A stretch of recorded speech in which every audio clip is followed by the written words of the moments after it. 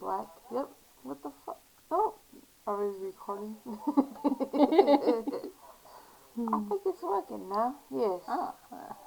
Alright. Okay. Now, we've got to read the news. Because we're sure that it's going to be a zombie Apocalypse. is.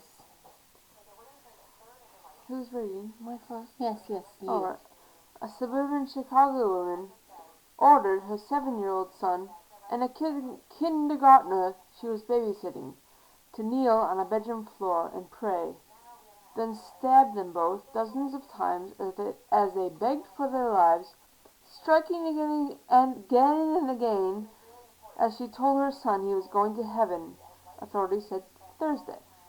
Officers who forced their way inside the locked apartment hours later found blood-spattered walls and the children's bodies in the master bedroom where moments before the killings they had been happily jumping on a bed, prosecutors said. Excuse me. The neighborhood police chief said it was the most gruesome sight he'd seen in 3 decades on the job. Elżbieta Plakowska, a 40-year-old immigrant from Poland, offered numerous explanations for the violence, including that she was battling the devil and trying to rid the children of evil, DuPage County State's Attorney Robert Berlin said. But she eventually told the investigators she stabbed the children and slashed their throats on Tuesday night because she was angry that her husband, a truck driver, was often away. Oh. Alright then. It's definitely the end of the world. Yes. She told the detectives that she thought by killing her son Justin, she would make her husband hurt the way she hurt in their relationship, Berlin said. 25 miles west of Chicago, Naperville is known for its idyllic riverwalk, bustling downtown shops, and stellar schools. It's also where Marilyn Lumack fed her 3 children peanut butter laced with antidepressants and suffocated them as revenge on her estranged husband 13 years ago. Residents of the wealthy, usually quiet community struggled Thursday to comprehend the latest bloodshed. I don't understand anything that's going on, said Tim Hooper, 28, who lives in the same condominium complex as the Plakowska family and would sometimes work out with an older son. This is so out of the blue. Plakowska told detectives she found Justin and 5-year-old Olivia Jaworski jumping on a bed, Berlin said. She had grabbed a knife and she made both victims kneel and begin praying. She began stabbing her son Justin and told him he was going to heaven tonight. He pleaded for his life and told her to stop, but she continued stabbing him until he was dead, he said at a news conference after a judge ordered Plakowska held without bond. She then turned her attention to 5-year-old Olivia and began stabbing her with the knife multiple times. She, as well, pleaded for her life, but the defendant continued to stab her until she was deceased.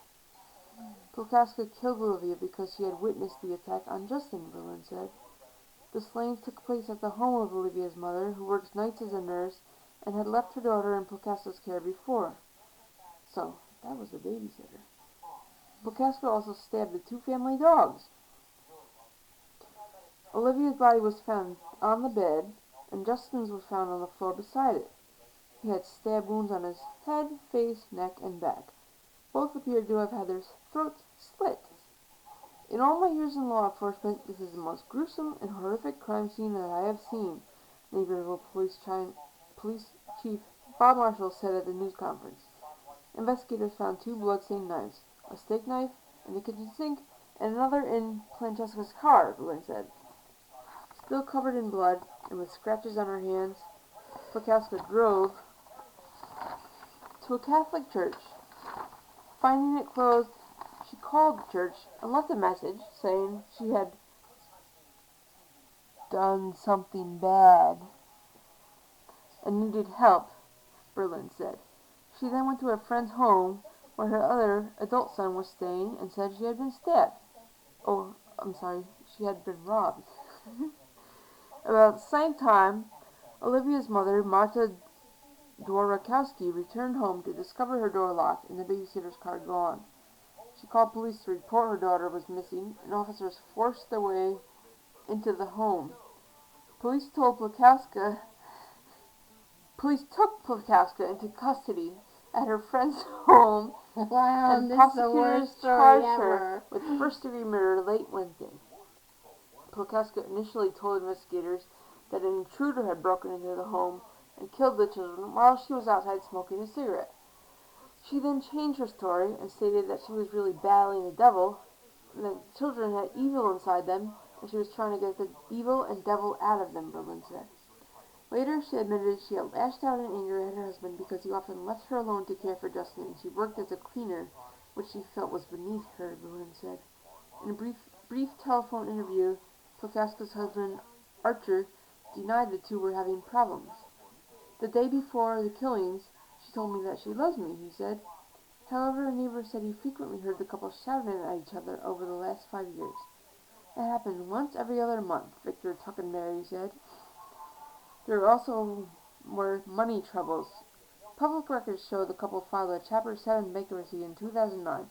A foreclosure in her name only was filed in 2007. Still, Tuckenberry said Plakaska doted on her sons, and he was shocked by the slayings. Plakaska and Justin were together all the time, he said.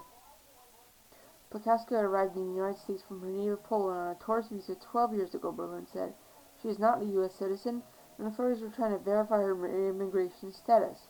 Berlin said she has no prior history of violence, although she had a misdemeanor DUI from about 10 years ago. Plakaska didn't speak during Thursday's bond hearing, other than to indicate she could not afford an attorney. The judge appointed a public defender.